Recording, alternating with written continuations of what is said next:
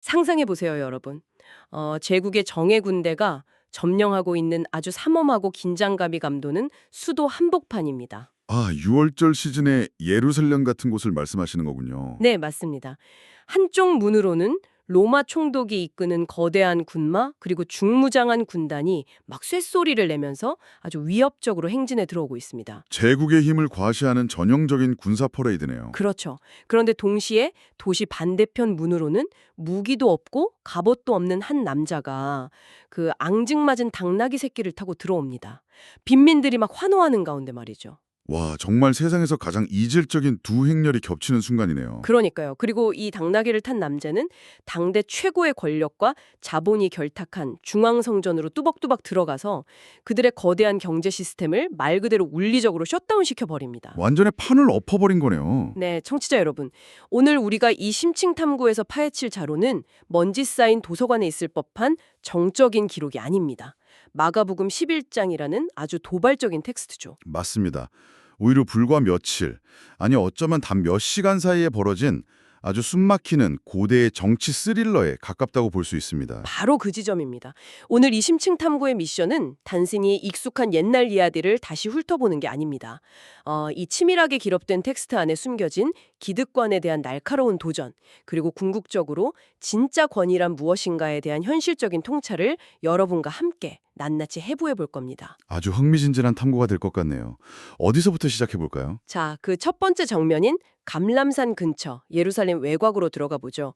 예수가 예루살렘 입성을 앞두고 제자 2명에게 아주 기이한 지시를 내립니다. 나귀 새끼를 가져오라는 지시 말씀이시죠? 네, 맞아요. 맞은편 마을로 가서 아직 아무도 타보지 않은 나귀 새끼를 끌고 오라는 건데요. 만약 주인이 물어보면 암호처럼 주가 쓰시겠다 이렇게 답하라고 하죠. 그게 그냥 길을 가다가 우연히 일어난 일이 아니라는 게 중요한 포인트입니다. 제 말이 그겁니다.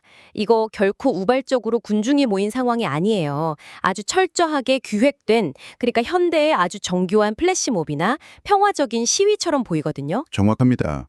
여기서 우리가 그 지시가 내포한 상징성을 이해하려면 앞서 잠깐 언급하셨던 6월절이라는 시대적 배경을 좀 들여다봐야 해요. 아, 6월절이면 이스라엘이 제국으로부터 해방된 걸 기념하는 명절이잖아요. 그렇죠.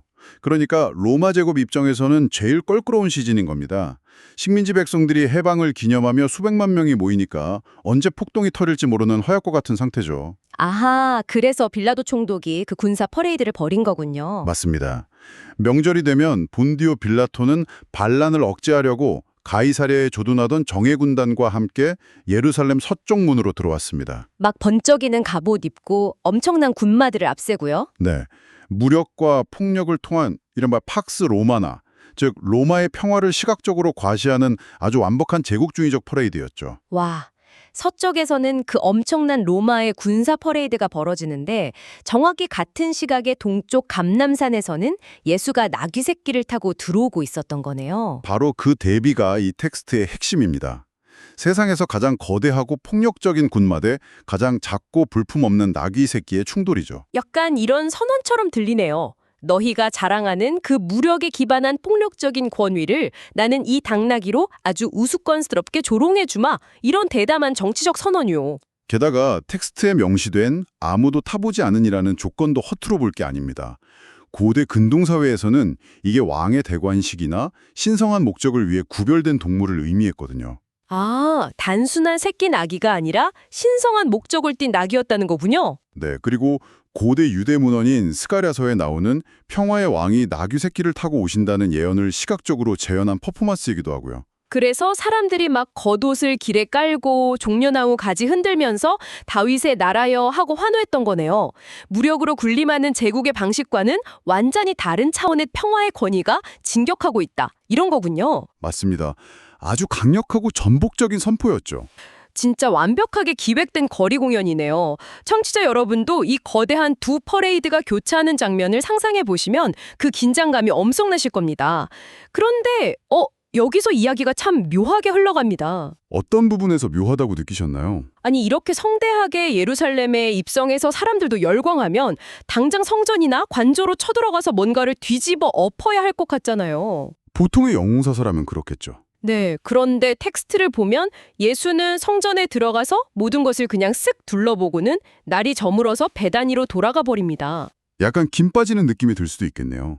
그러니까요. 그렇게 거창하게 들어와 놓고 그냥 짐 싸서 퇴근하는 모습이 좀 허탈하기도 하고 폭풍전야의 고요함 같기도 하고요. 대체 왜 그런 걸까요? 사실 이 침묵의 시간이야말로 가장 소름 돋는 대목입니다. 예수는 아무 계획 없이 돌아간 게 아니거든요. 아, 그럼 뭔가를 준비하고 있었던 건가요? 군사용으로 치자면 적진의 심장부에 깊숙이 들어가서 모든 경비태세, 내부 구조, 그리고 그들이 저지르는 부패의 현장을 아주 낱낱이 정찰한 겁니다. 아하, 정찰이요? 다음날 벌어질 거대한 파괴를 위한 철저한 사전 조사였군요. 맞습니다. 그래서 바로 다음 날부터 상황이 정말 미친 듯이 전개되는 거죠. 그러네요. 권력의 심장부를 두 눈으로 확인하고 돌아온 예수가 다음날 아침에 아주 기이한 두 가지 행동을 연달아 보여주잖아요. 여기서 첫 번째 사건은 청취자 여러분도 들으시면 좀 당황스러우실 수 있습니다. 무화과나무 저주 사건을 말씀하시는 거죠? 네, 아침에 예수가 시장하셔서 길가에 잎이 무성한 무화과나무로 가셨는데 열매가 없었잖아요. 그래서 나무한테 이제부터 영원토록 사람이 내게서 열매를 따먹지 못하리라 하고 아주 무서운 저주를 내립니다. 네. 성경에서 참 논란이 많은 구절 중 하나죠. 솔직히 말해서 이 텍스트에도 떡하니 무화과의 때가 아님이라 이렇게 제철이 아니라고 적혀 있거든요. 아니 제철도 아닌 나무한테 열매 없다고 배고파서 화를 내다니 이거 약간 인간적인 짜증이나 불합리함 아닌가요? 표면적으로만 읽으면 그렇게 당황스러운 게 당연합니다. 하지만 여기서 마가복음 저자의 아주 독특한 글쓰기 방식을 이해해야 합니다. 글쓰기 방식이요. 어떤 건가요? 학자들은 이걸 샌드위치 기법이라고 부르는데요. A라는 사건을 먼저 제시하고 그 중간에 B라는 전혀 다른 사건을 끼워 넣은 다음 다시 A 사건의 결론으로 마무리하는 방식입니다. 아, 그러니까 두 사건이 서로를 설명하게 만드는 그런 장치군요. 정확합니다. 무화과 나무를 저주한 사건 직후에 성전 정화 사건이 일어나고 그 다음 날 다시 무화과 나무가 완전히 말라 죽은 걸 확인하는 구조로 되어 있죠. 와, 그렇다면 이 나무는 그냥 배고파서 화풀이한 자연의 식물이 아니라 바로 뒤에 등장하는 성전 시스템 전체를 꼬집는 강력한 은유였네요. 맞습니다. 잎만 무성하고 열매가 없는 나무가 사실은 겉만 화려한 예루살렘 성전을 정확히 겨냥한 겁니다. 종교적인 허례허식이나 화려한 건물 같은 잎사귀는 가득한데 정작 종교가 품어야 할 진정한 기도나 약자를 향한 자비라는 진짜 열매는 깡그리 상실해버린 그 시스템을 저주한 거군요. 네, 그 맥락을 안고 예수가 성전에서 벌인 행동을 분석해보면 상황이 훨씬 선명해집니다. 성전에 들어가서 상인들 상을 다 엎어버리셨죠? 맞습니다. 돈 바꾸는 자들의 상과 비둘기 파는 자들의 의자를 둘러 엎으시고 심지어 사람들이 성전 안으로 물건을 들고 지나다니는 물리적 이동조차 막아세웁니다. 이게 그냥 성전에서 시끄럽게 장사하지 마라 이런 도덕적 훈계 수준이 아니네요. 그럼요. 당시 성전은 어마어마한 경제적 카르텔이자 물류 중심지였습니다. 그 당시 성전의 경제 시스템이 정확히 어떻게 굴러가고 있었는지 그 메커니즘을 좀 짚어볼 필요가 있겠어요. 재물 파는 게 왜 그렇게 큰 문제였나요? 6월절이 되면 로마 제국 전역에서 수십만 명의 순례자가 예루살렘으로 몰려듭니다. 그런데 그 먼 길을 걸어오면서 흠없는 희생제물용 양이나 비둘기를 직접 끌고 올 수는 없잖아요. 오다가 다치거나 병들면 재물로 쓸 수 없으니까요. 그렇죠. 그래서 순례자들은 어쩔 수 없이 성전 뜰에서 파는 동물들을 비싼 돈을 주고 사야만 했습니다. 아, 독점 시장이 형성된 거군요. 맞습니다. 성전에서 독점권을 가진 상인들이 시중 가격의 몇 배나 되는 폭리를 취했던 거죠. 가난한 순례자들의 등골을 빼먹은 겁니다. 전형적인 독점 카르텔의 횡포네요. 그럼 한잔상들의 상을 엎은 것도 같은 맥락이겠어요? 네, 다를 바가 없었죠.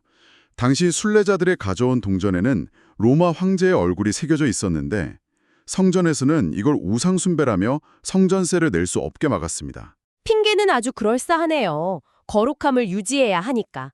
네, 그래서 오직 두로의 은전이라는 특별한 동전으로만 세금을 내게 했죠.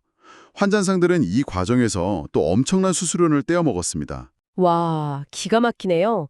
그럼 이 막대한 이익들은 결국 다 어디로 갔나요? 최종 종착지는 상인들에게 자리를 내어주고 허가권을 쥐고 있던 대제사장과 종교 엘리트들의 주머니였습니다. 그러니까 예수는 말 그대로 종교의 탈을 쓴 고대 월스트리트를 완전히 물리적으로 셧다운 시켜버린 거네요.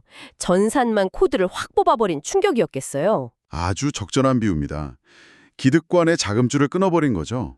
텍스트를 보면 예수가 그 현장에서 막 이렇게 일가하잖아요. 내 집은 만민이 기도하는 집이라 칭함을 받으리라. 그런데 너희는 강도의 소굴을 만들었도다. 라고요. 강도의 소굴이라는 표현이 참 뼈아프죠. 저는 이 강도의 소굴이라는 단어가 이제야 진짜 정확히 이해가 됩니다. 강도들이 물건을 훔칠 때 소굴 안에서 훔치는 게 아니잖아요. 밖에서 나쁜 짓을 다 하고 들어오죠. 네, 밖에서 온갖 약탈을 다 하고 나서 가장 안전하게 숨어 있는 피난처가 바로 소굴이잖아요. 정확한 통찰입니다. 당시 종교적 권위자들은 밖에서는 가난한 과부와 순례자들을 합법적으로 착취하면서 성전이라는 아주 신성하고 거룩한 공간 안에 숨어서 자신들의 끔찍한 행위를 정당화했습니다. 우리는 율법대로 제사를 잘 지내고 있다. 이러면서 셀프 면죄부를 발행한 거군요. 네, 예수는 바로 그 거짓된 안전지대, 경제적 착취를 신앙의 이름으로 예쁘게 포장한 시스템 자체의 파산에 성공한 겁니다. 대제사장들과 서기관들이 이 사건 직후에 어떻게 하면 저 예수를 죽일까 모의하기 시작한 게 너무 당연하게 느껴지네요. 자기들의 가장 핵심적인 자본줄과 권력을 정면으로 타격당했으니까요. 네, 그들 입장에서는 가만둘 수 없는 테러를 당한 거나 마찬가지였겠죠. 잎사귀만 무성하고 본질을 잃어버린 성전이 결국 어떻게 파괴될 것인지 무화과나무 저주를 통해 시각적으로 보여주고 성전에서 행동으로 완성한 거군요. 정말 목숨을 건 엄청난 도발입니다. 하지만 이야기는 여기서 끝나지 않죠. 맞아요. 다음날 아침 이 서사는 또 다른 차원의 철학적 대화로 넘어갑니다. 제자들과 함께 어제 그 길을 다시 지나가는데 베드로가 소스라치게 놀라서 소리치잖아요. 어제 예수가 저주했던 무화과 나무가 완전히 말라 죽은 걸 본 거죠. 네, 뿌리채 마른 걸 본 겁니다. 단순한 비유나 경고가 아니라 이 실제하는 파괴적인 힘을 두 눈으로 확인한 제자들에게 예수는 불쑥 믿음과 기도에 대해서 이야기하기 시작합니다. 네, 누구든지 이 산더러 들려 바다에 던져지라 하며 의심하지 않으면 그대로 될 것이라는 기독교인이라면 아주 익숙한 구절이 등장하는 대목이죠. 믿기만 하면 산을 바다에 던진다. 청취자 여러분, 이건 마치 어마어마한 초자연적인 힘, 일종의 백지수표를 쥐어주는 것처럼 들리지 않습니까? 물자 그대로만 보면 정말 엄청난 권력을 주겠다는 약속처럼 보이죠. 그런데 저는 여기서 날카로운 질문을 하나 던지고 싶습니다. 예수는 그 엄청난 물리적 힘을 이야기한 직후에 전혀 예상치 못한 조건을 하나 톡하니 붙이거든요. 서서 기도할 때 아무에게나 혐의가 있거든 용서하라.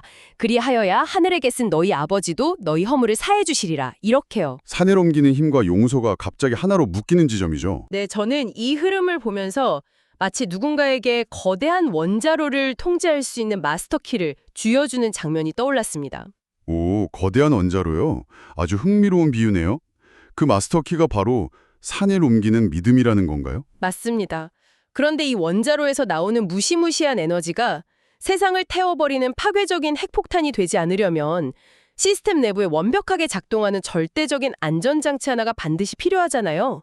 만약 그게 없다면 그 권력은 곧 재앙이니까요. 아, 그래서 그 안전장치가 바로 용서라는 거군요. 네, 이 텍스트를 들여다보면 그 거대한 힘을 제어하는 유일한 냉각장치이자 안전핀이 바로 타인을 향한 용서라는 겁니다. 엄청난 초자연적 권위를 이야기하다가 갑자기 가장 내면적이고 윤리적인 태도로 확 급브레이크를 밟아버리는 구조가 저는 너무 충격적이었습니다. 원자로 비유를 어제 성전 상황과 연결해보면 아주 명확해집니다. 안전장치 없는 권력이 얼마나 끔찍한 괴물이 되는지를 우리는 성전에서 똑똑히 보지 않았습니까? 종교 지도자들이 성전 권력을 자기들 배불리는 데만 썼죠. 맞습니다. 성전의 권위주의는 용서나 긍휼 같은 안전장치가 완전히 빠져버린 통제불능의 원자로였던 셈이죠. 예수가 제자들에게 말하려는 바는 명확합니다. 산을 옮길 만큼 강력한 영적 권위가 주어지더라도 그게 이기적인 욕망이나 남을 지배하려는 목적으로 쓰인다면 너희도 저 타락한 기득권과 다를 바가 없다는 아주 무서운 경고입니다. 권위라는 게 무력이나 힘의 크기로 증명되는 게 아니라 타인을 용서할 수 있는 자비의 속성과 일치될 때만 진짜 권위로서 성립된다는 거군요. 타인을 용서하지 못한 채 휘두르는 믿음은 그저 폭력일 뿐이다. 와, 정말 소름 돋는 통찰입니다. 자, 이제 이 숨막히는 서사는 최종 라운드를 향해 달려갑니다. 들의 카르텔이 엎어졌던 그 성전입니다. 대제사장들, 서기관들, 장로들, 그러니까 당시 예루살렘을 쥐락펴락하던 최고의 권력 엘리트들이 총출동해서 예수를 애워싸고 따져 묻습니다. 도대체 무슨 권위로 이런 일을 하느냐? 누가 너한테 이런 자격을 주었느냐? 이 질문은 단순한 호기심이 절대 아닙니다. 아주 고도의 법적이고 제도적인 덫이죠. 덫이요? 어떤 속셈이었던 건가요? 그들의 논리는 이렇습니다. 우리는 율법과 제도의 합법적인 절차를 거쳐 임명받은 공인된 권위자들인데 넌 도대체 어느 기관의 승인을 받고 우리 시스템을 뒤엎었냐는 거죠. 아, 대답을 강요하는 거네요. 네, 만약 예수가 하나님으로부터 직접 받았다라고 하면 신성모독으로 엮어서 사형에 처할 심산이었고요.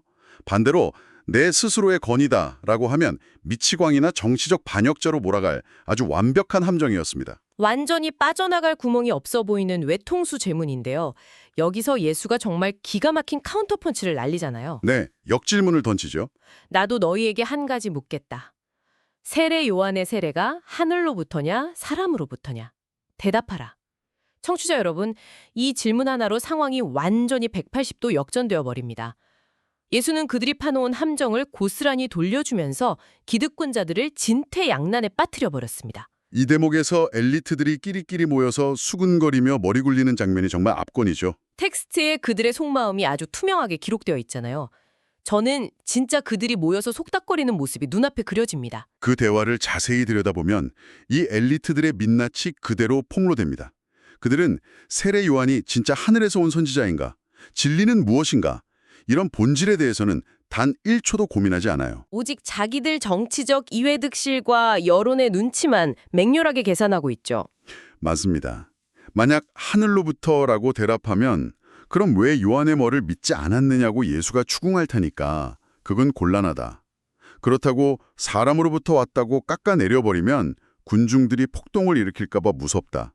왜냐하면 백성들은 요한을 참 선지자로 굳게 믿고 있으니까요. 와, 결국 그 권력자들은 진실을 마주하는 것보다 군중의 인기를 잃고 자기들 표가 떨어지는 걸 훨씬 더 두려워하고 있었네요.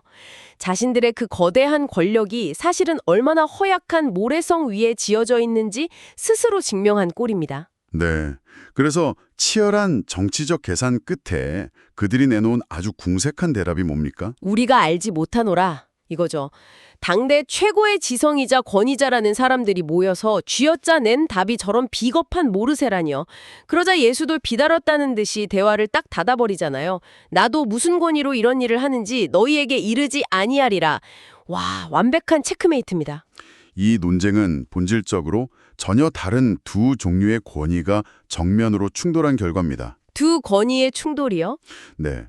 한쪽에는 어떤 외부 기관의 도장이나 타이틀 없이도 진리와 확고한 신념 그 자체에 기반을 둔 예수의 권위가 있습니다.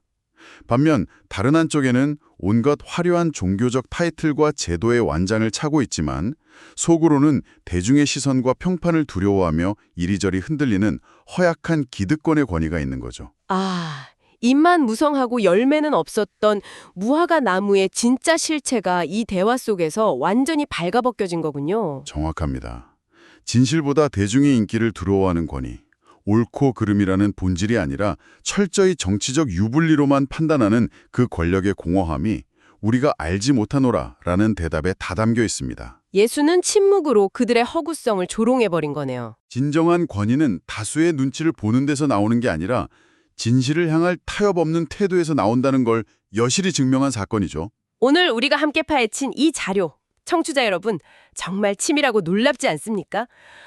동쪽 감남산에서 아무도 타지 않은 나귀 새끼를 타고 내려오던 평화롭지만 아주 전복적인 입성부터 시작했죠.